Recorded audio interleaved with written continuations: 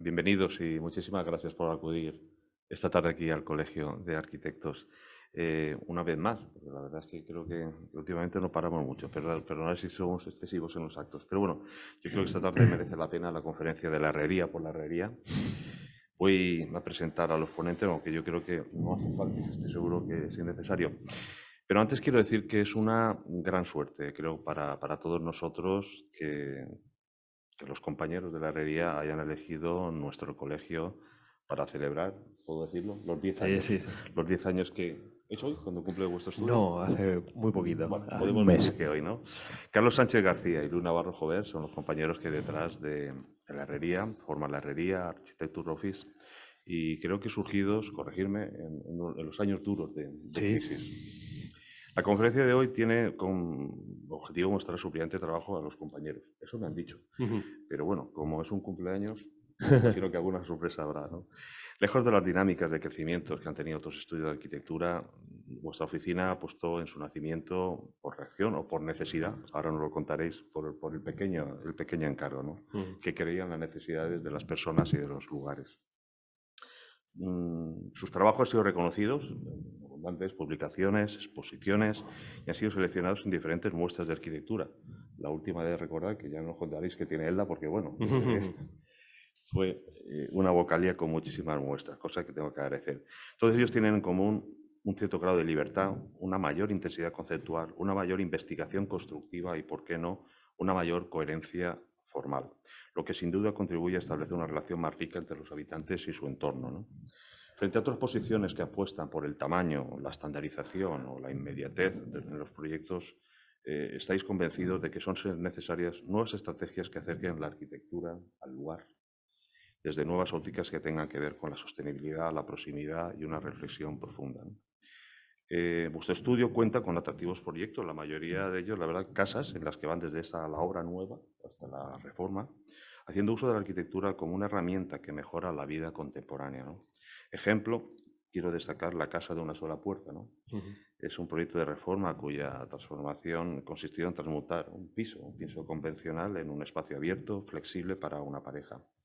Convertir ese encorsetado sistema de tabiques, de estancias, a través de un largo y angosto pasillo en un amplio y diáfano lugar, espacio habitable desde el que desarrollar numerosas tareas cuya única puerta es la de la entrada. La Casa Mac, la Escuela Infantil, Capicúa, que además fue premio de arquitectura CUAP en el año 2013-14 de rehabilitación. Quiero mencionar, porque realmente tenéis muchos premios, ¿no? La Fernandina, ¿no? Porque habéis recibido ese primer premio a la reforma de la Glorieta de Navarra, el Europan 15, ¿no? Ese proyecto en Noruega, el concurso cerámico de la regeneración urbana, CRU, o los premios internacionales de arquitectura Matimex. Actualmente están desarrollando numerosos proyectos que conciernen el ámbito del espacio público, creo que habéis pegado ese salto, ¿eh? Como la ejecución de la regeneración urbana para resolver el acceso en la plaza de la ermita de Canet en Loroig. La anteriormente Glorieta de Novelda y esa reforma de la planta baja de este icónico edificio de bomberos de la Plaza Seneca de Alicante. Pero quiero destacar una cosa de vosotros, ¿no? Que es el éxito de vuestro estudio, que lo habéis logrado gracias al esfuerzo constante y a la calidad en el trabajo, ¿no? Así como el respeto a la profesión que tan claro nos estáis dejando a través de esta campaña de sensibilización que desde el colegio hemos lanzado con vosotros y con la arquitecta Carmen Rivera. Quiero desde el colegio agradeceros esta participación en esta campaña, cuya finalidad principal ha sido mostrar la importancia de la ética en la profesión. Mucha gente en estos años pues, se han dirigido a nosotros para ver qué podíamos hacer desde el colegio, ¿no? Ante esta situación. Bueno, no es fácil, no es fácil. Y creo que esta campaña de sensibilización y vosotros como ejemplo nos habéis ayudado, ¿no? Sois un ejemplo de lo que un estudio de arquitectura puede tener éxito sin necesidad de tirar a la baja los precios y competir con los demás a través de los honorarios, ¿no? Desde el colegio lo único que puedo decir más es que os deseamos muchos años de brillante carrera. Y nada, cuando queráis. Muchas gracias. Gracias, Emilio. Bueno, muchas gracias tanto a Emilio como a todo el equipo del Colegio de Arquitectos. Bueno, lo primero es dar las gracias porque nosotros no es que, o sea, vamos, no ha habido en ningún momento que preguntarnos dónde yo creo que era el sitio idóneo para celebrar este cumpleaños, como tú has dicho, ¿no? Lo teníamos claro porque sentimos el colegio como nuestra segunda casa, nuestra segunda oficina. Estamos un poquito nerviosos estos días como preparando bueno, esta, no es ni conferencia, como esta especie de duelo entre Carlos y yo, porque nosotros comentamos que habíamos venido, la verdad, que muchas veces al Colegio de Arquitectos, pero siempre como hacemos un símil con la música y decíamos que éramos como parte de un festival, ¿no? Porque compartíamos cartel con más compañeros. Siempre habíamos venido, quiero recordar, sobre todo a exposiciones de muestras. También creo que presentamos aquí con el otro ganador el concurso de regeneración urbana en Castellón. Pero era como el primer momento en que íbamos a actuar como solistas. Entonces, esta cosa de dar un concierto en solitario pues nos ponía un poco nerviosos, pero aparte, esta responsabilidad también nos gusta, ¿no? Nos ha hecho sentirnos un poco también como responsables del momento. Bueno, lo primero que queríamos contar era lo que he dicho, ¿no? Que no veníamos tanto a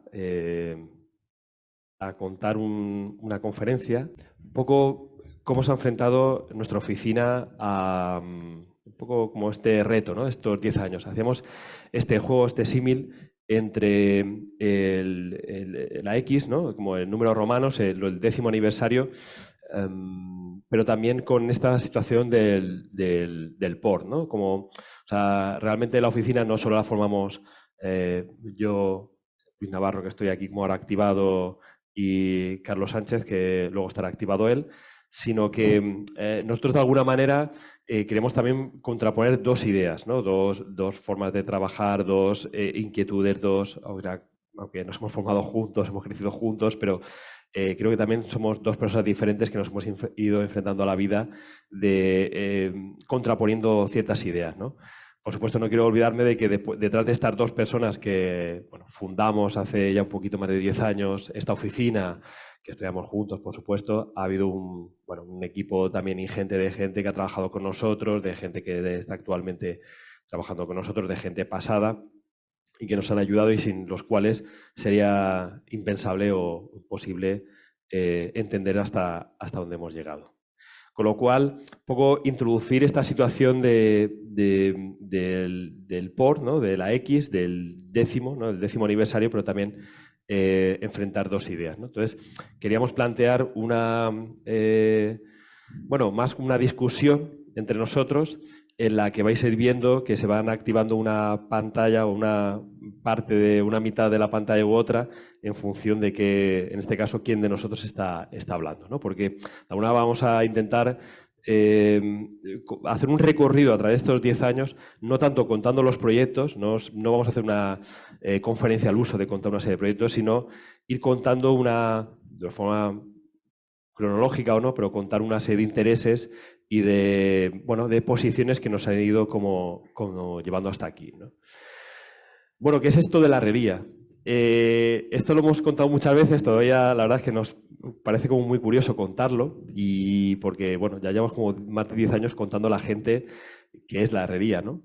Nos hemos encontrado de todo, decirnos que nos hemos equivocado, que nos falta una H, nos han llegado a poner como en carteles en obra la H encima y casi nos ha faltado decirnos que somos tontos, ¿no? Que si no sabemos que la herrería es con H y demás. Entonces, nos gusta jugar un poco a esta incertidumbre, un poco lo que somos nosotros también, ¿no? Y es que, en un momento, o sea, hay que situarnos, aquí quiero un poco hacer una mirada atrás. Nosotros fundamos la oficina tras pasar por diferentes oficinas para estudiar fuera, aquí en Alicante, pero luego irnos fuera a estudiar y a trabajar. En los años más crudos, vamos a decirlo así, de la crisis. Nosotros fundamos el estudio a finales de 2012 y inauguramos realmente la oficina muy a principios del 2013, ¿no? Digamos que ahora justo hemos cumplido en febrero los 10 años. Claro, ¿cómo te enfrentas? Dos personas como nosotros que no habíamos incluso trabajado fuera, con lo cual no teníamos ni siquiera muchas referencias aquí. ¿Cómo te enfrentas a una posición en la cual en ese momento pues está todo el mundo yéndose fuera del país, gente reciclándose, etcétera, etcétera? Entonces nosotros hicimos vamos a decir así, una apuesta, un juego con este nombre porque, bueno, nosotros decíamos, un poco el nombre fue surgiendo de una manera no tanto premeditada, sino fue apareciendo de una manera un poco natural porque, bueno, yo recuerdo que en nuestros primeros, esta cosa de que sales de la escuela no sabes prácticamente nada, entonces te vas como equivocando error sobre error, vas, ¿no? Como acumulando errores. Entonces, hubo un momento ya que creo que, no sé, ¿no? Nuestro primer visado nos costó como no sé cuántas veces tener que repetir, todavía se visaba a mano y te lo cuñaban, ¿no? Tuvimos que venir aquí presencialmente al colegio como un montón de veces porque siempre nos faltaba algo o no sabíamos cómo había que hacer algo, etcétera, etcétera. Entonces aprendimos a hacer desde nuestros propios errores, ¿no? Yo sé que esto cuesta, o sea, voy a decirlo de otra manera, cuando se lo contamos a un cliente, tenemos que ver la manera de decirlo, porque si decimos, no, nos llamamos la herrería porque somos el lugar en el que se trabaja sobre el error o en el que se aprende sobre el error. Bueno, ellos, según a qué cliente se lo digas, cuidado porque igual bueno, mi casa no va a ser un sitio en el que practiques con el error, ¿eh? O sea, si esto va a ser así, cojo la puerta y me voy a otro sitio. Pero, o sea, nos hemos dado cuenta que la manera de avanzar que tenemos nosotros ha sido aprender sobre nuestros propios errores y sobre nuestra manera de hacer, ¿no? Entonces, yo quería arrancar con este primer punto de por qué el nombre y traía aquí esta portada de un tratado que es de Teófilo Galazzini, es de 1767 y a mí, bueno, me encanta porque o sea, ahí hemos visto normativas de todo, hemos estudiado tratados de arquitectura en la escuela, etcétera, etcétera. Pero este es como el primer tratado que se hace en la historia sobre el error en arquitectura, ¿no? Está aquí en italiano, pero lo podéis leer perfectamente, que es el tratado que hace Teófilo Galazzini sobre los errores de los arquitectos, ¿no? O sea, es decir, alguien en un momento determinado decidió que era el momento de hacer un tratado, con lo que significa esa palabra en la historia de la arquitectura, sobre el error, el concepto del error en la arquitectura, ¿no? Esta es un cuadro que a mí también me encanta, que es una sátira sobre la perspectiva falsa. Esta cosa en la cual, bueno, es un grabado de William Howard de 1754, en el que muestra una escena que proporciona como muchos ejemplos deliberados de efectos que son imposibles, de perspectivas confusas y que incluso están fuera de lugar, ¿no? No se rige como por ningún criterio ortodoxo que hoy, por lo menos los que nos dedicamos a esto de la expresión gráfica en arquitectura, pues tiene ningún sentido, ¿no? Pero es como un dibujo deliberado en el que el propio retratista intenta hacer esta cosa como de representar un paisaje bajo unas leyes, unas normas que él se obliga o se pone en sí mismo, ¿no? Un poco por crear esta especie de confusión deliberada en el espectador, ¿no?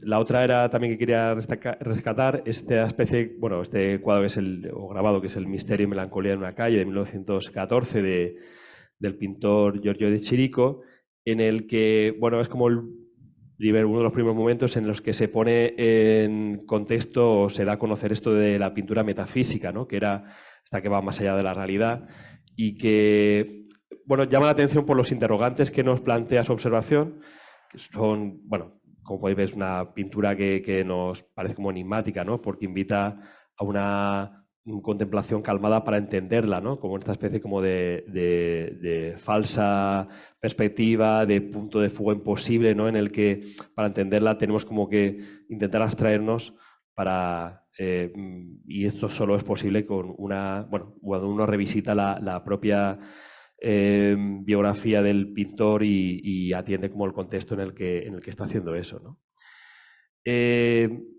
Toda esta especie de errores aparentes o de fallos, de confusiones, de enigmas que plantea, es un poco lo que nosotros, bueno, nos gusta como pensar estos años que hemos intentado hacer, ¿no? Yo seguramente no sea como la imagen más representativa, pero yo, por ejemplo, me siento muy identificado bueno, esto lo sabéis, que es el concurso ganado de Culhas y Sofía Oma para el Centro de Congresos de Córdoba, en el que, bueno, la parcela que será para el proyecto es esta, ¿no? En la que todos los concursantes sobre la que trabajan.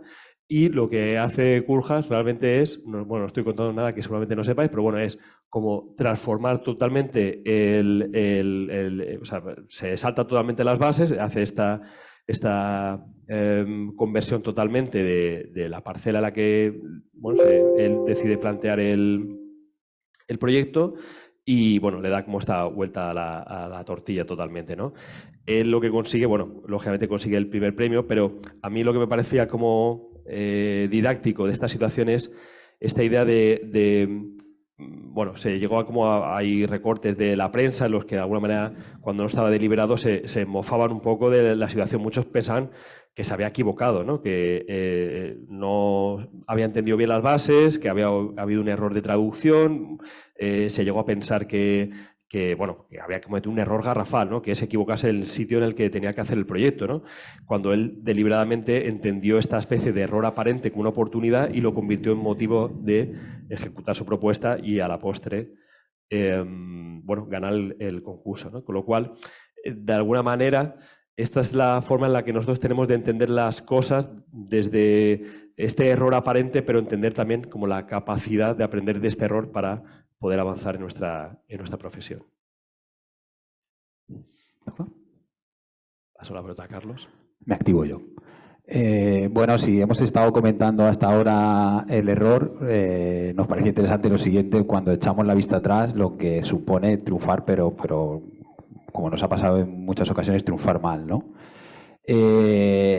Bueno, sabemos que esta referencia quizá es muy manida, pero es cierto que cuando echamos la vista atrás, ¿no? Y pensamos en esos primeros momentos del estudio hace 10 años, la verdad que nos sentimos como en esta fotografía, ¿no? Que le toman a Yves Klein en las afueras de París, ¿no? Con la diferencia, ahora investigando un poco sobre la fotografía, es que el propio Yves Klein era un experto judoka y entonces eso le ayudó como a caer en una voltereta y caer bien, ¿no? Cosa que podemos decir que nosotros en nuestros primeros años no estoy tan seguro de que ocurriera así, ¿no? Y es que preparando la conferencia nos hemos cruzado con una frase que nos parece muy interesante de Juan Herreros, que dice que es tan importante como los proyectos que tenemos en la oficina es el proyecto de la práctica, ¿no? ¿Qué quiere decir esto? Quiere decir que la construcción de la propia práctica de la oficina es un proyecto en sí mismo, ¿no? Que de alguna forma no deja de estar latente y sobrevolando todo lo que uno tiene encima de la mesa, ¿no?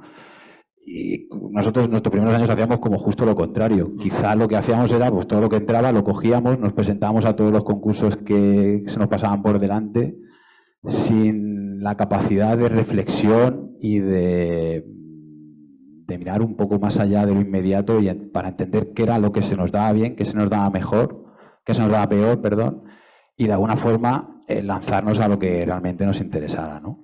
Y en realidad empezar, no empezamos mal, ¿no? Porque como ha dicho Emilio, nuestro primer encargo, primerísimo encargo que hemos rescatado de la primera charla que hicimos aquí en el colegio, pone la fecha, ¿no? 1/4/2013. O sea que hace como estrictamente 10 años de la primera vez que estuvimos aquí contando nuestra. Menos mal. Sí. Vale. Hay mucho eco. Vale. Si vuelvo para atrás, perdón.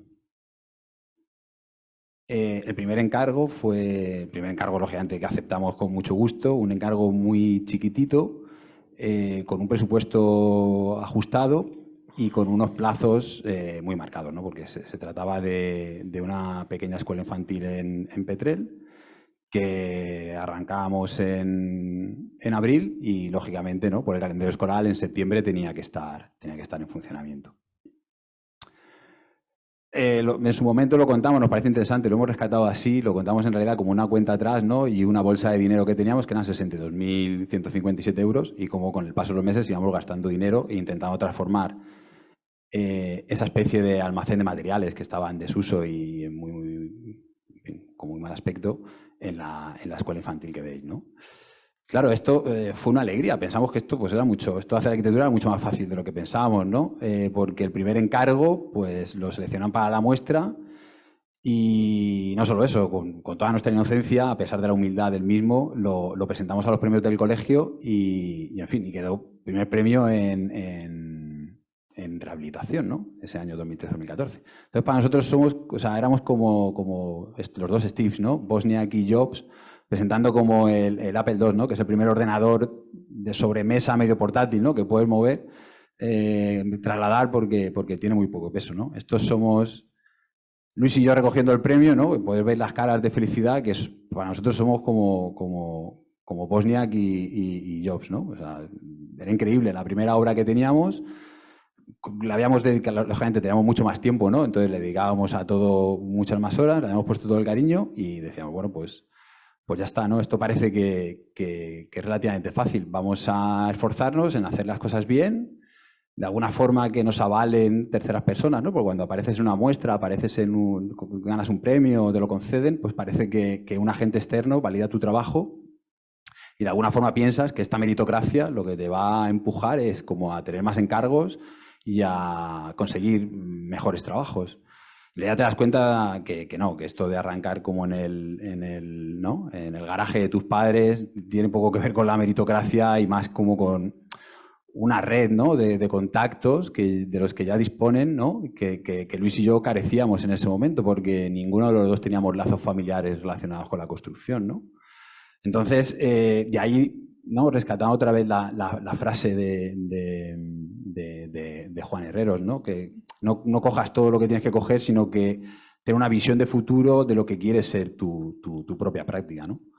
Por eso, en un sitio en el que uno parece que viene a enseñar gestas, ¿no? Proyectos ganados y ¿no? sacar pecho de todo lo que hace bien, hemos querido empezar la conferencia un poco con todo lo que hemos hecho mal, ¿no? También pensando que si hay algún estudio joven arrancando, como hicimos nosotros ya hace 10 años, de alguna forma se siente identificado, ¿no? Y le sea como mucho más fácil crecer. Hemos rescatado como esta lista, somos muy meticulosos con las listas de concursos, ¿no? Desde el 2013. Y un poco lo que os decía, ¿no? Como veis, están en negrita los que hemos conseguido Accessit, premios, segundos premios o menciones, y en gris todo lo que hemos ido perdiendo, ¿no? Estos primeros años, pues como no teníamos como esa capacidad, ¿no? de filtrar bien qué era lo que queríamos hacer, pues está llena como de fracasos, ¿no? Pero de alguna forma nos parece que es el lugar también como para hacerlos evidentes y reflexionar y pensar que de alguna forma también todos estos fracasos lo que han conseguido es de alguna forma ayudarnos a desarrollar un lenguaje, una actitud y una posición, ¿no? de cara a la arquitectura. Bueno, de una manera como deliberada lo estamos dejando para que un poco os lo llevéis a casa y meditéis como qué son estas imágenes que van apareciendo de portadillas y que luego se quedan ahí un poco de fondo en la media parte que no está activado. Lo dejamos ahí un poquito como para que reflexionéis, ¿no? Un poco jugando a este misterio que tanto estamos aquí mencionando. Aquí, bueno, pues llega un momento en el que, como ha dicho Emilio, ganamos en el año 2019 Europan, ¿no? Entonces, esta foto nos viene como al pelo porque lo ganamos en Noruega, que imaginaos que es como un país que tiene como a Edvard Munch, vamos, como su figura nacional en cuanto al arte, ¿no? Entonces, y su famoso grito, ¿no? Que de alguna manera ha sido un poco el que bueno, en torno al que se ha creado el museo que ha hecho Juan Herreros, ¿no? El Museum en Oslo, y yo creo que es como su orgullo nacional, ¿no? Entonces, nosotros cuando de repente nos dicen que ganamos Europa en el año 2019, creo que nos pusimos así como el grito de Munch y nos quedamos así como alucinados, ¿no? ¿Por qué? Pues porque en ese momento, claro, imaginaos, ¿no? Ganamos como, creo que desarrollamos el concurso creo que es de julio del 2019, ¿no? Como en plena ola de calor aquí en España, y nos dicen que ganamos, entonces nos vamos para allí, creo que fue como entre diciembre de 2019 y enero de 2020, ¿no? Entonces, cuando estamos aterrizando, pues este es el panorama que nos encontramos, ¿no? O sea, cómo se enfrentan un grupo en ese momento, de chavales que éramos a un contexto pues, político, económico, social, vamos, tan diferente al nuestro, ¿no? El concurso que ganamos, o sea, el Europan que ganamos fue la edición 15, el año 2019, y concretamente lo ganamos en Raufoss, que es como una un pequeño municipio a 1 hora y media aproximadamente al norte de Oslo y de unos, si no recuerdo mal, entre 5 o 6.000 habitantes. Un pueblecito pequeño, ¿no? Pero bueno, que tiene un poco toda esta retahíla de imágenes y de estampas bucólicas que nos podemos imaginar como casi en cualquier película bucólica de sobremesa, ¿no?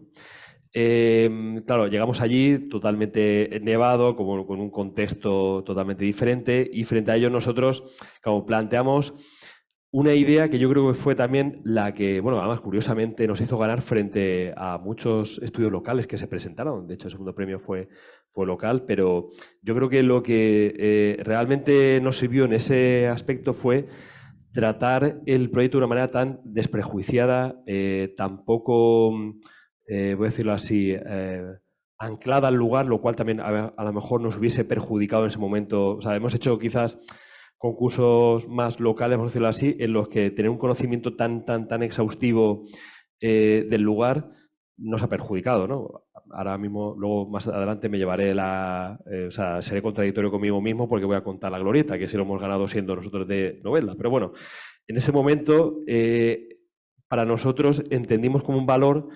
enfrentarnos a un lugar que conocemos tan poco, ¿no? Es decir, que incluso cuando llegamos al sitio nos dimos cuenta de muchas cosas que no hemos tenido en cuenta durante la fase de concurso.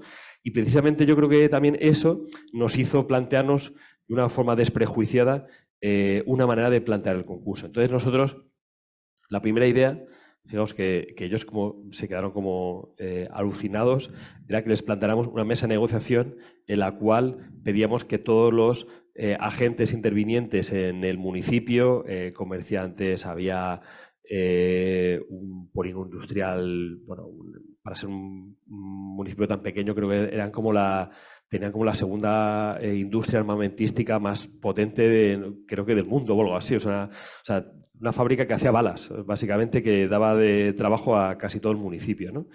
Pues cómo resolver un gran vacío urbano que se les había quedado como totalmente en mitad de la ciudad, que se quedaba, digamos, o sea, esto es la parte que estaba construida de la ciudad.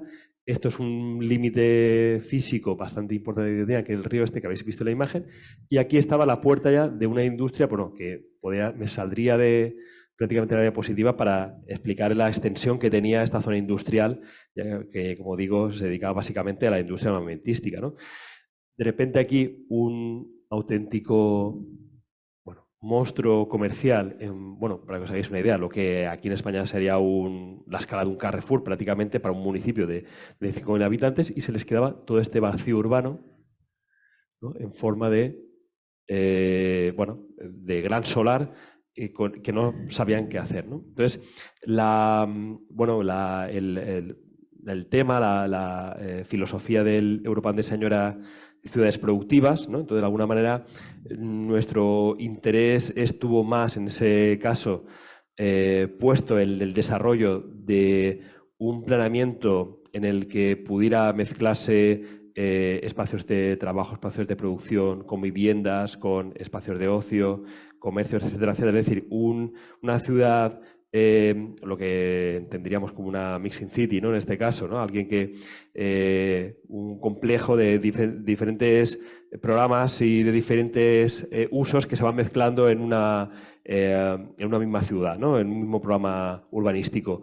En el que la observación o el interés no estaba tanto puesto en el programa, en este caso el de la vivienda, sino en desarrollar este programa mixto y sobre todo productivo de la ciudad, ¿no? Yo creo que esto a ellos les pareció como tremendamente novedoso frente a otras propuestas más quizás pensadas desde lo doméstico, vamos a decirlo así, y nos llevó como a plantear una propuesta ganadora, aunque nos hizo como ganar, cuando otras veces, por ejemplo, en otros europares que habíamos hecho, en otros concursos de una escala más o menos parecida, siendo lugares que teníamos como bastante, o que conocemos bastante más, o voy a decirlo de otra manera, que teníamos una relación mucho más cercana con esos lugares, o sea, no habíamos como ni estado cerca de ganar, ¿no? Mientras que en este, que pertenecemos a un contexto, a un modo de pensamiento radicalmente diferente a lo que quizás ellos esperaban de nosotros, nos hizo como dar una propuesta como, en ese caso, ganadora, ¿no? En realidad, más que contar los proyectos, como ha dicho Luis antes, lo que vamos a dar es como una serie de píldoras, ¿no? De cosas que tenemos como orbitando alrededor de nuestros intereses, alrededor de la mesa, ¿no? Y que en realidad discutimos, yo creo, ¿no? Que cada vez que vamos a desarrollar algún proyecto. Esto que hemos llamado la nueva materialidad lo hemos representado con un cuadro de Caravaggio, ¿no? Que se llama La incredulidad de Santo Tomás. Tiene interés porque, bueno, además viene como al pelo, ¿no? Ahora que hemos pasado la Semana Santa, representa la resurrección de Jesús, ¿no? Y lo que aparecen son 3 apóstoles y en concreto Santo Tomás, ¿no? Como con unas manos así. La primera vez que se dibuja en un apóstol, ¿no? Sin esa visión tan cuidada, ¿no? Sino que parecen personas mayores con arrugas, con túnicas raídas, ¿no?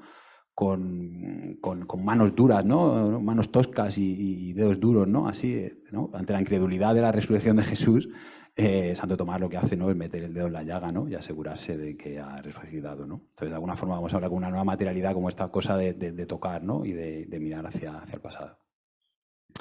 Como he dicho, un poco empujados, ¿no? Al principio, en nuestros inicios, por esta crisis, ¿no? Global en la que arrancamos la andadura de la oficina, nos vimos obligados, ¿no? Incluso rescatando estos titulares que vemos aquí como del año 2013, 2014, ¿no? 2017, podríamos ponerlos hoy encima de la mesa y seguirán teniendo validez. Al final nos hemos ido dando cuenta que ya no, o esta es nuestra sensación, ya no es un sistema en crisis, ¿no? Sino que parece ya que lo que tenemos asociado hoy en día es la crisis como sistema, ¿no?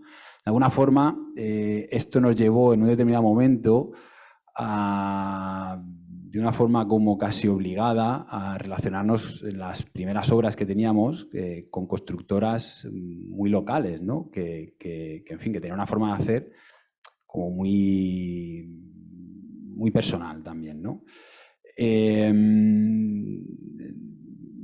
De alguna forma también lo que nos queremos aquí es un poco como esta cosa que se ha quedado aquí ahí apagada, ¿no? de Santo Tomás metiendo, ¿no? con sus manos duras y metiendo el dedo en la llaga.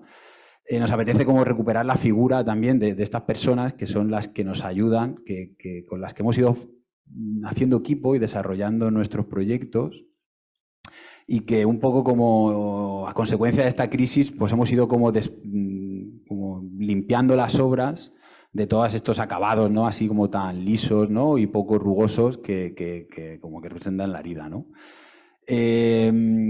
Nos apetece incluso hasta ponerle cara, ¿no? O sea, tenemos aquí como a Ernesto que con su mano tosca, ¿no? Y su dedo duro ha ido como gente de esta que tiene como la tradición interiorizada, ¿no? Y que con nuestra ayuda ha ido como colocando todos los ladrillos de la obra, se ha colocado el pavimento, ha resuelto como multitud de situaciones con una formación que no es académica, pero que es tan importante, o para nosotros al menos así lo es, como que viene desde la tradición, ¿no? La tradición por el cuidado del oficio, ¿no?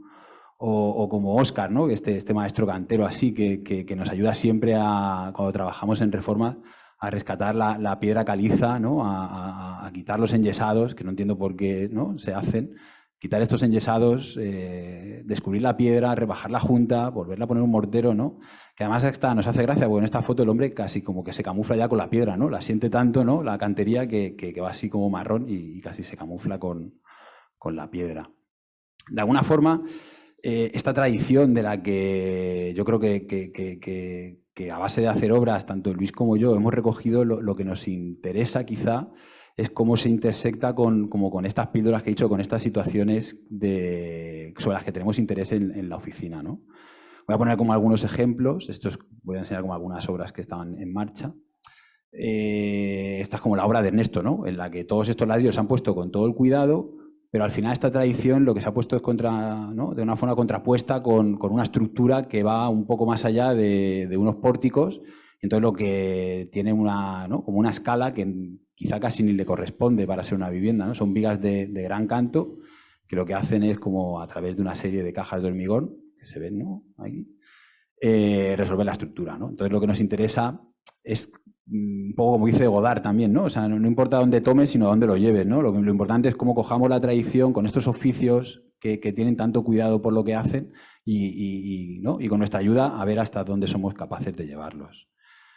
O como esta, ¿no? También esta referencia de Sol Lewin, ¿no? Las variaciones de cubos incompletos, ¿no? Como esta tradición, pues asociada a una geometría que nos interesa mucho, que empezó como en fachadas, la hemos incorporado dentro, ¿no? Y cómo estos diedros trabajan entre sí, ¿no? En aras de generar espacios que nos parecen interesantes, o al menos geométricamente para nosotros son muy importantes, como esta vivienda unifamiliar, ¿no? En una parcela, una vivienda unifamiliar aislada en una parcela de unos 10.000, 12.000 metros, donde estas cosas de Sol Lewis las llevamos como casi al extremo, ¿no? Donde un cubo es otro cubo, donde convive otra vez con la tradición del ladrillo, y donde estos diedros lo que van generando son como unos espacios que a nosotros nos parecen muy interesantes, ¿no?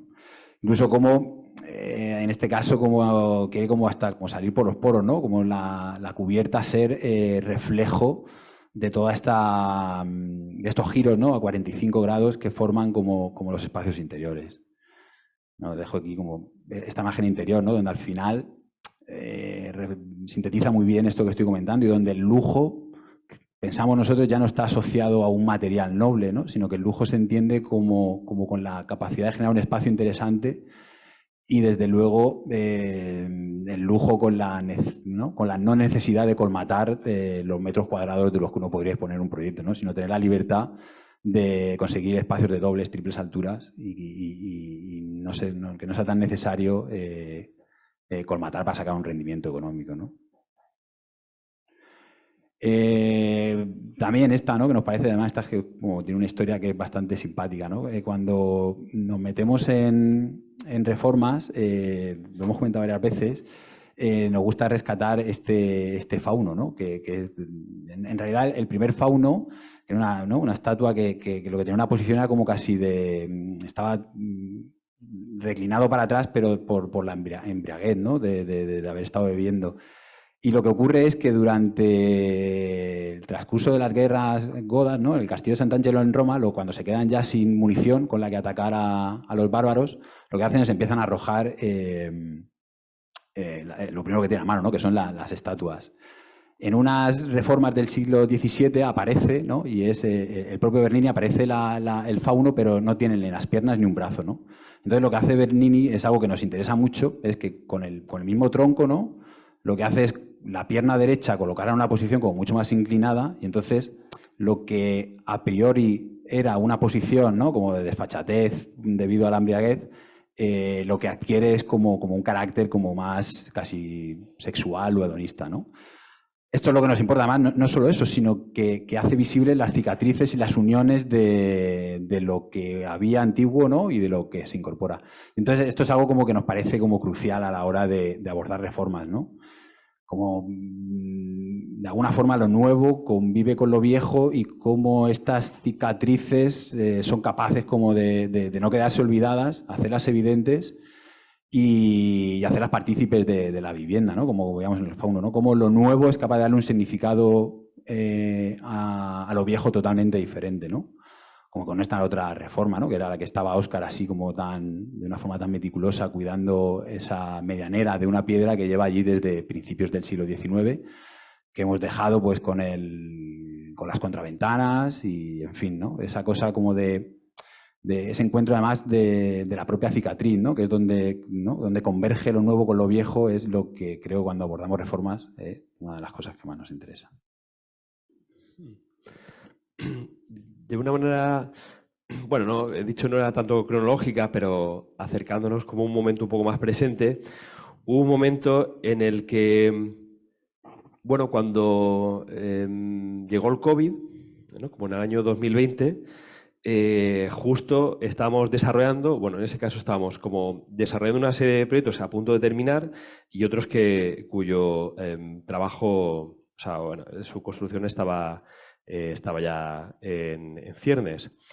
Entonces, hubo un momento como que nos replanteamos la manera de abordar estos interiores, ¿no? Que estaban como en ese momento produciéndose, porque, o sea, yo creo que a todos nos ha pasado que hubo una reflexión general, ¿no? Sobre qué era la vivienda, lo doméstico, cómo sentirnos en nuestras casas, ¿no?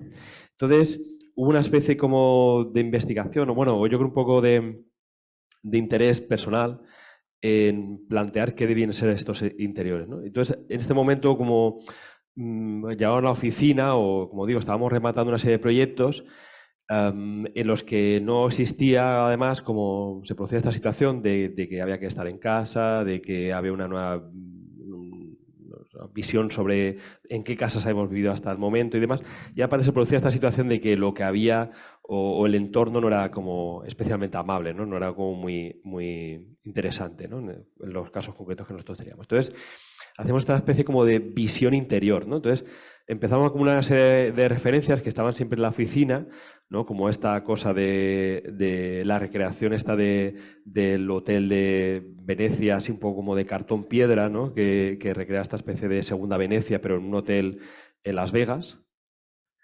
Una referencia que bueno, que también acompaña mucho a la oficina, ¿no? Que esta especie como de proyecto utópico que hacen en el año 71 Kenzo Tange y Freyotto, ¿no? Que es como la Arctic City, ¿no? Que es la posibilidad de que el día de estos proyectos utópicos, ¿no? Como de vivir cuando ya no podamos vivir aquí por calentamiento global, pues nos iremos al Ártico, ¿no? En esta especie como de visión utópica en la que todos podemos vivir bajo esta burbuja, ¿no?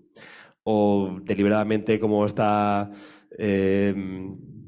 fotograma de la película de La tentación vive arriba, que el único interés que tiene como Marilyn Monroe en su vecino es el hecho de que tiene aire acondicionado y lo bien que se está dentro de casa en un tórrido verano de Manhattan, que no hay quien esté viviendo sin aire acondicionado en los años 50 en Nueva York, ¿no?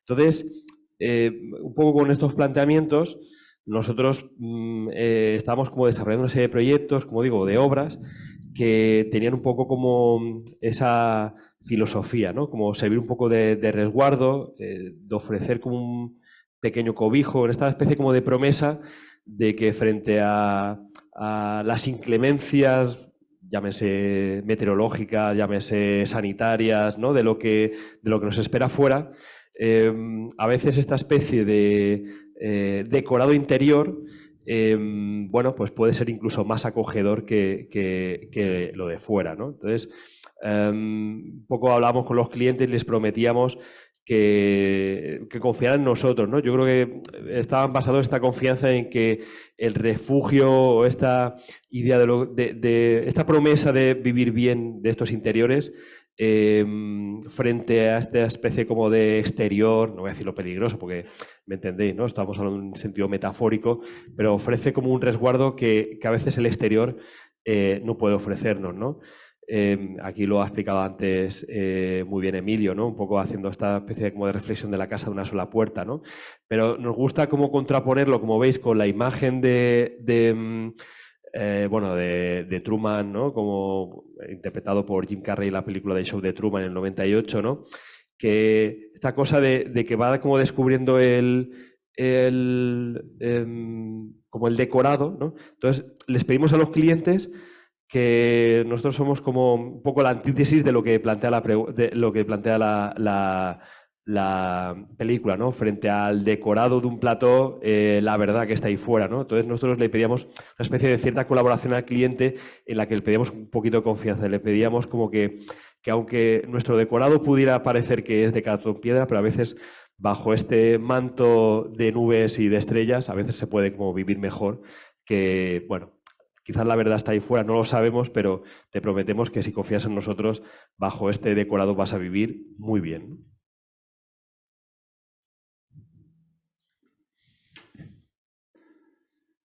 Ahora lo que voy a contar como una especie también como de burbuja, ¿no? Vamos a usar esta referencia del aguafuerte de Goya, ¿no? De No saben el camino, ¿no? Que es como esta especie de unos ciegos, ¿no? Guiando un camino a toda la tropa, ¿no? Y no sabe muy bien a dónde se dirigen. Algo así nos pasó a nosotros, ¿no? Tuvimos la suerte en 2020, lo que voy a contar es como una especie de paréntesis con una relación de amor que tenemos con la Diputación de Castellón, que todavía a día de hoy se mantiene, ¿vale? Entonces, un poco como pasa como en el cuadro de Goya, tuvimos la fortuna en 2020 de ganar un concurso en Vinaroz, ¿no? Y entonces, pues la rehabilitación de una plaza. Entonces, lo primero que hicimos fue ver en Google Maps cómo de lejos está Vinaroz. Entonces, pusimos y está a 3 horas, ¿no? Son como 310 kilómetros, ¿no? O sea, nos pasaba un poco como a Goya, no sabíamos el camino, no sabíamos dónde nos habíamos metido muy bien, ¿no? Al final, imaginaos, ¿no?, lo que supone para nosotros una oficina muy pequeñita de 4 personas, estar los dos un día fuera, ¿no?, en el coche, 3 horas para ir. La obra en realidad era una obra que tampoco era muy grande, ¿no?, con un PM relativamente modesto. Estábamos 1 hora y media de visita, ¿no?, y luego pues enlazábamos y nos volvíamos para casa, ¿no? Es decir, salíamos como a las 8 de la mañana y llegábamos como a las 6 y pico, bastante cansados. Esto lo que hizo fue un poco como transformar las dinámicas del estudio, ¿no?, y entender que bueno, que el coche, ¿no?, lo que se podía convertir era también como una especie de oficina, ¿no?, y que proyectar no solo es dibujar o como habíamos estado haciendo hasta ahora, ¿no?, es estar delante de la pantalla de un ordenador dibujando y resolviendo detalles o resolviendo plantas o resolviendo secciones. Era también la preparación, ¿no?, de la propia visita, era el diálogo de lo que estaba encima de la mesa y ayudar como a planificar, ¿no? Al final incluso lo agradecimos porque era una forma de coger distancia, ¿no?, al trabajo así como de que habíamos estado desarrollando todos estos años de oficina y poder salir, ¿no?, y enfocar el trabajo de otra forma. Es cierto que el concurso, pues la forma de resolverlo ayudó bastante también, ¿no?, a llevar como cierta coordinación también a distancia, ¿no?, como otros métodos, por email, por WhatsApp. Era una solución bastante, esta es la solución de proyecto que luego cambia un poco en obra. Era algo también que era muy bonito, ¿no?, porque solo podía funcionar si juntabas 2 piezas. O sea, una de ellas era inestable y solo cuando se juntaban 2 a 2 la pieza funcionaba, ¿no?, de una forma, tenía capacidad portante. Al final, al abordar el proyecto como un sistema, pues al final lo que nos permitió era simplemente, a través del ensamblaje o gracias al ensamblaje, poner en contacto al de la madera, al del hierro, ¿no?, que los dos con control numérico cortaran las piezas como debían y nada, y llegar, pues, más allá de resolver los 900 metros cuadrados de plaza, en 3 días montar como todas estas estructuras, ¿no?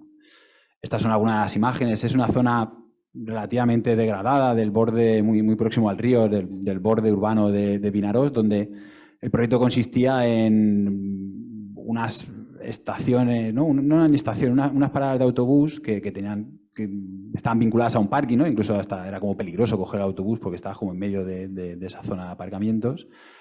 Convertirlo en una plaza y lo que nosotros proponíamos era en realidad un sistema, porque es curioso, o sea, ahora mismo aquí se cogen todos los autobuses de Vinaròs, pero en cuanto solucionen un tema del plan general, la estación de autobuses se ubicará en otro sitio y esto, unido con el verde que se ve al fondo, se convertirá como en un único parque, ¿no?, que es el Parque de les Catalinetes. Entonces, al final, lo que nosotros proponíamos, teníamos dinero para hacer 3 pérgolas, dejamos la cimentación de 5, y lo que proponíamos al final era un sistema capaz de crecer o decrecer en función de las necesidades. Nos importaba mucho, pues, esta imagen es como de todo recién plantado, ¿no?, pero que la sombra no fuera solo la chapa, que tuviera como un cierto porte la vegetación, los árboles, en fin. Que de alguna forma en un futuro esto se confundiera más con un parque que con una propia estación, ¿no? Aquí tenemos este sistema, ¿no?, del que hablaba de ensamblaje, que izaron los perfiles HB y en cuestión de 3 días ensamblaron toda la madera y digamos como que rematamos toda la plaza. Ahora, hablando otra vez del camino, esta relación de amor que seguimos manteniendo con la Diputación de Castellón es que en el año 2022 tuvimos la fortuna de ganar otra vez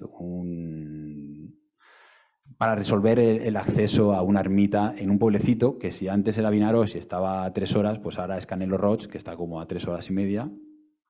Y bueno, no sé si de alguna forma esta cosa del camino nos impregnó, pero resolvimos el proyecto como con esta metáfora del Mago de Oz, ¿no?, donde para resolver, ¿no?, esta foto de 1918, para llegar arriba, para resolver la accesibilidad de la ermita, lo importante, ¿no?, un poco como pasa con el Mago de Oz, no era llegar arriba, sino alargar el camino, ¿no?, y disfrutar de todo lo que te puede ofrecer el camino, ¿no? No es tanto llegar a Oz, sino que todo lo que pasa por ese camino de baldosas amarillas, ¿no?, lo disfrutes, te impregnes y te llene, ¿no? Como veis, bueno, un proyecto también lo que nos importaba no era resolver de una forma fácil y sencilla este acceso, sino que como era un cerro, pues establecer una especie de espiral, ¿no? Como ciertos voladizos que miraban hacia el valle, que facilitaban esta accesibilidad.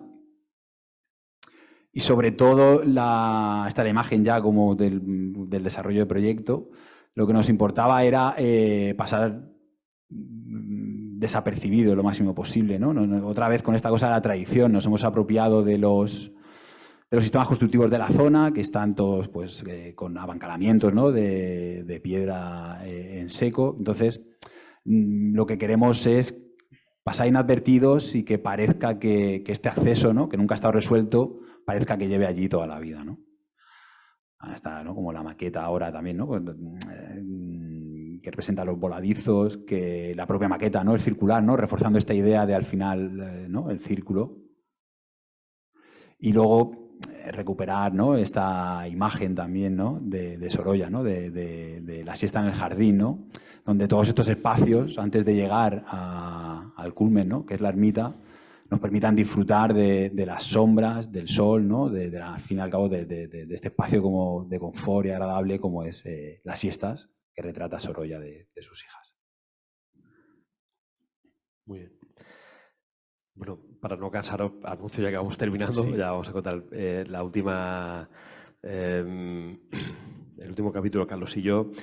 Bueno, he dicho, para que no os parezca, si alguien nos está viendo desde casa o algún joven estudio, o sea, piensa que nos tenemos que ir como cruzar toda Europa para ganar concursos, bueno, pues no, ganamos el último concurso ganado, lo ganamos aquí, además tenemos una oficina en Novelda y lo ganamos en Novelda, con lo cual para nosotros fue un orgullo no tener que irnos y cruzarnos toda Europa para ganar un concurso, ¿no? Como nos pasó en 2019.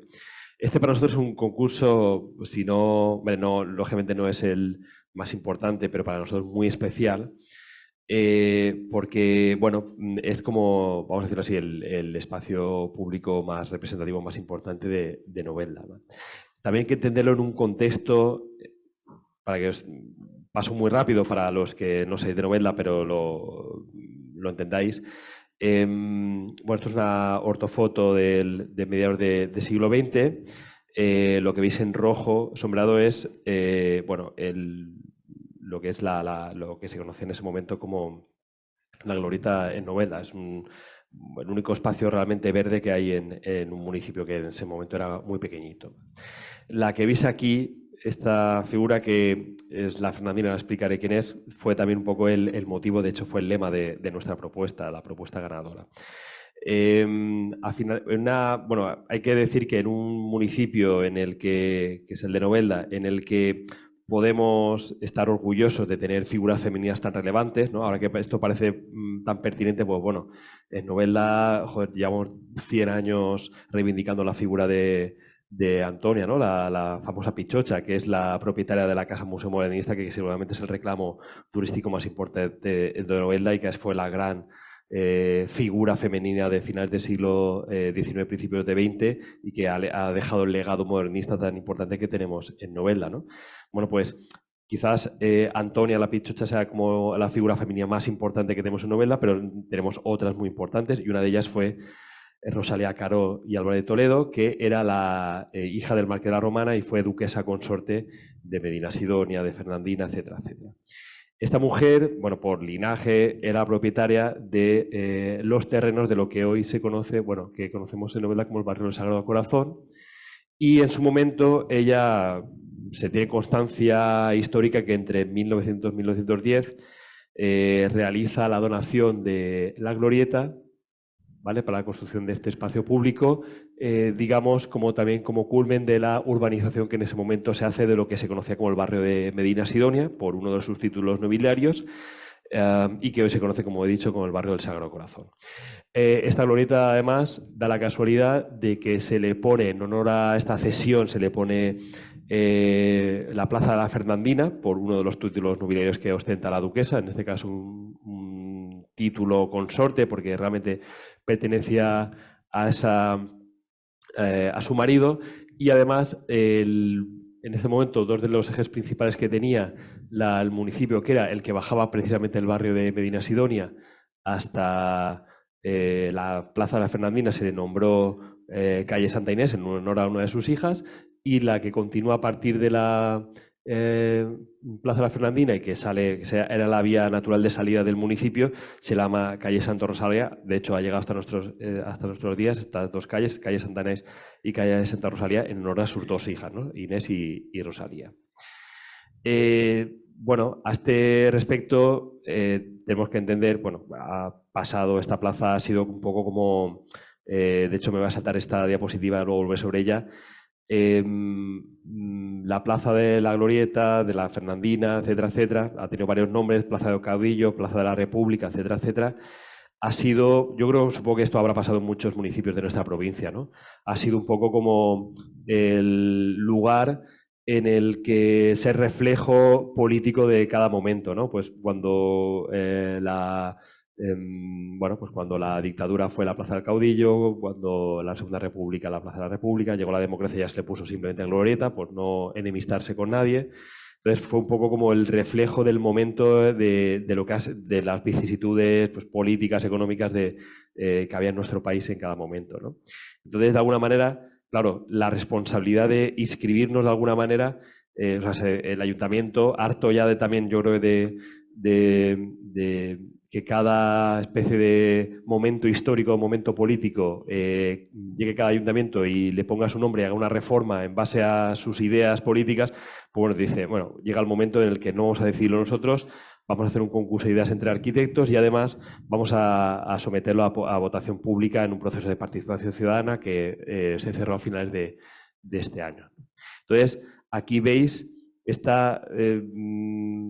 pensáis que os estoy enseñando como 5 plazas diferentes, pero es la misma, ¿no? En cada momento histórico, en los que había una iglesia, luego se quemó en la República, llegó la dictadura, se hizo otra iglesia, apareció una plaza, se hizo un templete, se quitó el templete porque ese templete se pensaba que se daban mítines de la UGT, entonces se decidió demoler, se hizo otro templete para fiestas. Bueno, o sea, ha sido un poco como el sitio en el que volcar todos nuestros,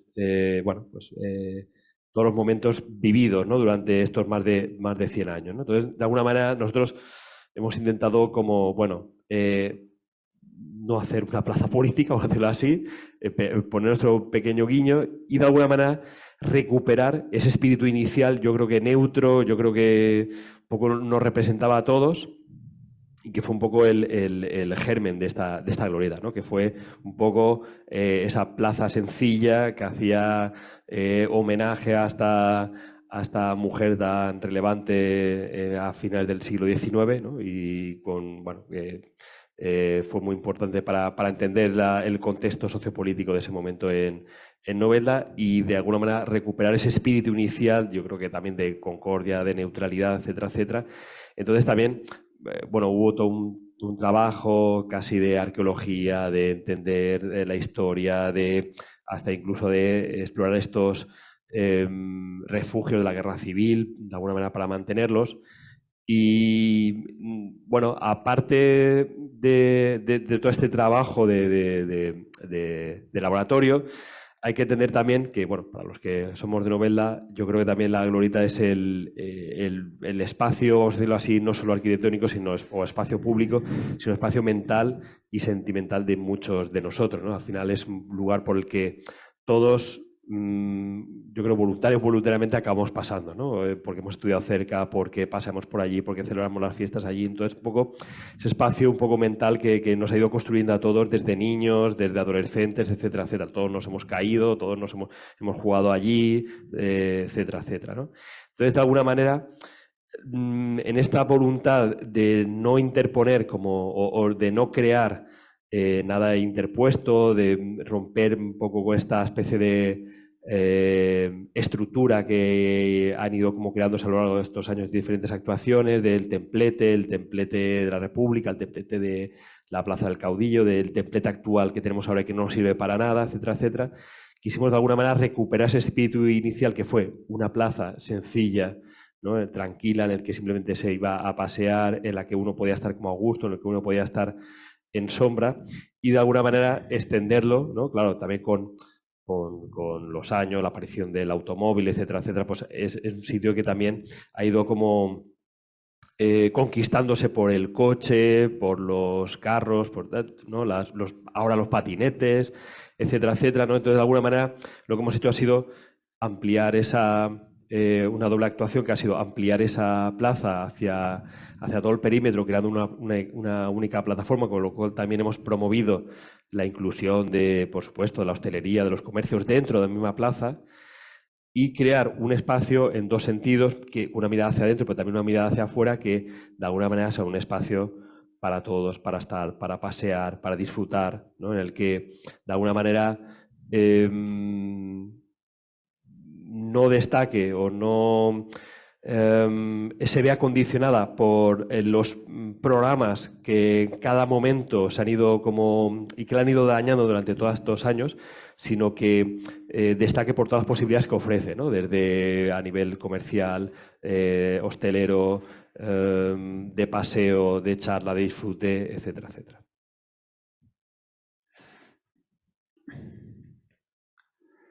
Y ya para terminar, el último punto, ¿no? Que lo hemos llamado paisajes, y es cierto, ¿no? Como ha dicho Emilio, yo creo que el punto de inflexión fue Europan, ¿no? Ahí nos dimos cuenta de que quizá teníamos como ciertas habilidades para resolver el espacio público. Y de alguna forma, como ahora lo que veremos aquí son como algunos ejemplos más, los pasaré un poco rápido porque tampoco voy a entrar en los detalles, ¿no? Haré como una especie como de reflexión que para nosotros es el espacio público, o cómo o qué característica principal debería tener un espacio público, ¿no? De que en aras a envejecer bien.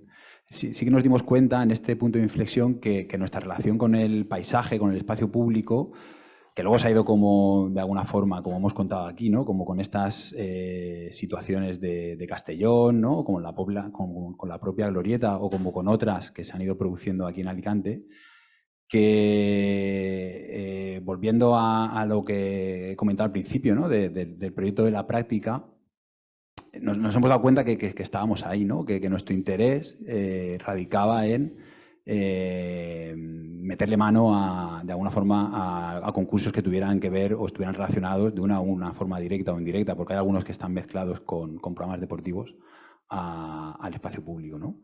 Y tiene que ver con esa reflexión que vuelvo del principio, ¿no? Que sobrevuela, ¿no? En una oficina que dice Juan Herreros, de la importancia de cómo construye la propia práctica del estudio, ¿no? Yo creo que además es obligatorio, ¿no? Como ir revisándola en aras de ver cómo, de alguna forma, mejor consciente que inconscientemente, va generando una trayectoria, ¿no? Porque al final de lo que se trata es de ser coherente con lo que propones, ya no coger, ¿no? O ir como un pollo sin cabeza, ¿no? Como decíamos al principio de la conferencia, ¿no? Cuando hablábamos de los inicios y de este salto al vacío, de cómo, ¿no? Desarrollábamos la práctica. Y sí en concentrarse, ¿no? Y ser un francotirador, ¿no? Con una mira telescópica, y disparar cuando de verdad entiendes como que la presa es, ¿no? Como algo que de verdad no malgastes la bala y seas capaz de cazar, ¿no? Lo que voy a ir pasando es como una serie de espacios públicos que hemos ido ganando. Esto es como en Alicante, el último, el PAU 5, donde de alguna forma lo que nos importa ya no es tanto resolver el espacio en sí, sino qué características debe de tener para que de alguna forma sea capaz de más que estar como programáticamente organizado, ser soporte de los usos más inesperados, ¿no? Que la sociedad en la que vivimos, al final, cuando actúas en espacio público, estás pensando algo, vas a dejar algo que tiene que con dinero público tiene que durar por lo menos los próximos 30 y 40 años, ¿no? Entonces, lo que más nos interesa es la concepción del espacio público como soporte y capacidad de amoldarse a los usos imprevistos que somos incapaces a día de hoy, ¿no? De imaginar, y que de alguna forma la sociedad demandará dentro de 20, 25 años, ¿no? Yo creo que eso es lo que más nos interesa en este tipo de proyectos en los que estamos ahí inmersos, ¿no? Al final nosotros como arquitectos estamos de paso, y lo que pensamos es que nuestra huella debe como de difuminarse en aras de poner en valor los requisitos que una sociedad del futuro pueda demandar. Muchas gracias. Gracias.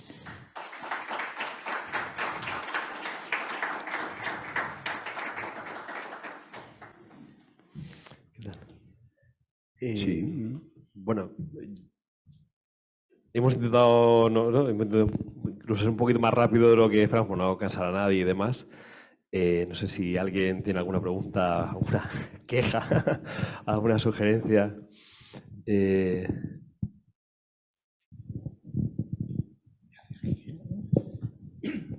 Bueno, daros la enhorabuena por vuestros fructíferos 10 años, que se multipliquen por muchos más. Por mucho más. Bien, me ha llamado la atención, ¿me acerco? Los acople. La humildad de vuestros planteamientos. Que has rematado. ¿Tú eres Carlos? ¿O yo soy Carlos y él es Carlos? Luis. ¿Tú eres Carlos? Bien, bueno, que has rematado ahora cuando has hablado del espacio público, que me está recordando la New Gallery de Mies van der Rohe. Hay que copiar, pero saber de quién se copia. O hay que copiar bien de alguien que lo ha hecho mejor antes. Lo has terminado de confirmar, no rematar, que parece que rematar es volver a matar y no quiero entrar en esa calificación. Bueno, en el sentido de, estaba hablando de la humildad de vuestros planteamientos, incluso de la poética de vuestros planteamientos, pero de esa humildad reforzada a la hora de afrontar un espacio público, y lo has dicho tú, pero que es compartido en definitiva por los dos, del comportamiento ante una intervención con dinero público que el arquitecto quedará o pasará, y la actuación tú la proyectas a 3-4 décadas como mínimo, cosa que muchas veces nuestros administradores políticos, administradores políticos no llegan a entender. El que la obra que se hace con un dinero público, con el dinero de todos, debe perdurar y no debe estar sujeta a desquiciamientos, porque habéis puesto ese ejemplo, pero ahora tenemos a diario si la actuación en la recién y cacareada peatonalización o supresión del tráfico de vehículos por el eje Bailén, Avenida de la Constitución, falta o no se ha terminado, si se ha terminado, si va a pasar el camión de bomberos o no, cuando se supone que ha pasado, se supone, quiero pensar bien, pero los datos parece que no van por ahí, que no ha pasado todos los informes a los que debiera, ¿no? Independientemente de la capacidad de raciocinio de cada cual. Y sin entrar en soluciones formales, sino simplemente aspectos prácticos de una obra que debe de haber costado eso, más la liquidación, más el reformado y la liquidación del reformado. Bueno, daros la enhorabuena en vuestros propósitos y planteamientos. Gracias. Gracias. Bueno, primero, muchas gracias. Nosotros, preparando la conferencia, había dos cosas que comentamos, ¿no? Y no sé si luego las hemos comentado aquí, pero a nivel interno nosotros las comentamos. La primera, que creo que hay, primero, una voluntad cuando dijimos de hacer esto, en no contar una historia de héroes, sino, vamos a decirlo así, como una historia un poco de antihéroes, ¿no? Porque yo creo que cualquier estudio joven que hoy nos esté viendo, ¿no? Que esté como intentando su primer o segundo año y vean unos tíos que llevan 10 años o 10 años y un poco y le esté hablando de perder concursos, del fracaso, de triunfar mal, de la herrería, etcétera, etcétera, tiene que estar como echándose las manos a la cabeza y diciendo, ostras, ¿dónde me he metido, ¿no? O sea, o esto es el futuro que me espera. Pero de verdad que un poco el mensaje que queríamos lanzar es la construcción de este portfolio, vamos a decirlo así, en base a historias muchas veces como de, ¿no? más que de alegrías, de traumas que hay detrás, ¿no? Por eso la famosa lista de los concursos perdidos más que, ¿no? Más que de los concursos ganados. Y por otro lado, nosotros, lo ha dicho Emilio, somos hijos de la crisis. O sea, nosotros, para que nos pongáis en contexto, empezamos la carrera creo que fue en el año 2001. Entonces, estudiamos como en pleno apogeo de una España de boom del ladrillo, pleno empleo, etcétera, etcétera. O sea, donde, no sé, yo recuerdo que íbamos con clase de construcción a hacer un trabajo de construcción y, no sé, nos invitaban los jefes de obra nos invitaban a comer y todo, ¿no? Una cosa así como bárbara. Y de repente acabamos en el año 2008, 2009 por ahí. No, bueno, estuvimos unos años trabajando y demás y vemos como que todo se cae, ¿no? Por eso la famosa imagen esta icónica de Lehman Brothers ahí llevándose el cartel, porque eso ya lo que quedaba, ¿no? Todos recogiendo, yéndose, y de repente nosotros aparecemos allí y decimos, bueno, que queremos ser arquitectos, ¿qué hay que hacer aquí, ¿no? Cuando todo el mundo estaba ya recogiendo y yéndose, porque la fiesta se había acabado y nosotros no habíamos visto nada, ¿no? El confeti en el suelo.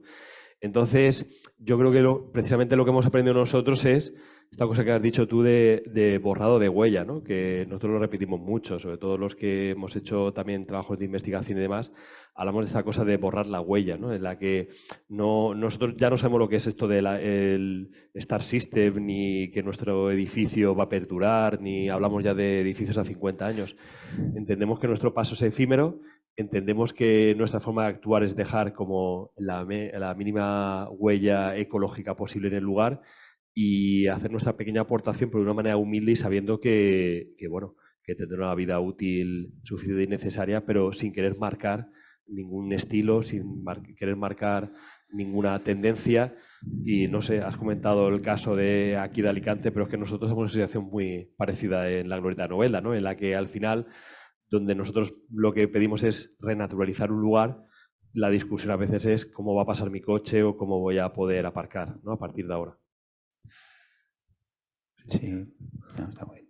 No, bueno, sí, y luego dentro de esta humildad también, pues nos parece interesante hasta aquí destacar ese conocimiento vernáculo que tienen nuestros oficios, porque hasta que hemos dado como este pequeño salto a lo público y ya las constructoras con las que te rodeas pues, son de otro perfil, estas obras, ¿no? Que pertenecen como a la parte derecha de la pantalla, que son las viviendas, ¿no? Y las reformas, al final, como con esta economía de medios y esta salida al mercado donde había que ir como a lo local, ¿no? A un material próximo y tal, le damos mucha importancia porque hemos aprendido, ¿no? También a desarrollar el oficio con ellos, a los albañiles que son como polivalentes, ¿no? Que pueden jugar de defensa en el medio campo y también hasta meter goles, ¿no? Ponen un suelo, ponen un ladrillo y hasta si les dejas de alguna forma también encofran el hormigón, ¿no? Entonces, un poco, pues aquí como de alguna forma honrarles también, ¿no? Porque entendemos que han sido como parte de este crecimiento de estos 10 años, ¿no? ¿Terminamos? Bueno, pues me uno yo a la felicitación y solo me queda más que deciros que yo creo que sois un ejemplo a seguir. Sois un modelo de profesionales, de una cercanía, de una humildad y de un trabajo ejemplar. Yo creo que vuestro esfuerzo ha merecido la pena y creo que profesionales y trabajar la ciudad, que es lo que hace falta desde vuestro punto de vista, de cercanía del lugar y de las personas, es lo que necesitan nuestras ciudades. Desearos lo que os he hecho antes, muchísimos más años de esta brillante carrera que seguro vais a dar muchas alegrías a esta ciudad. Muchas gracias. Muchas gracias. Gracias. Y bueno,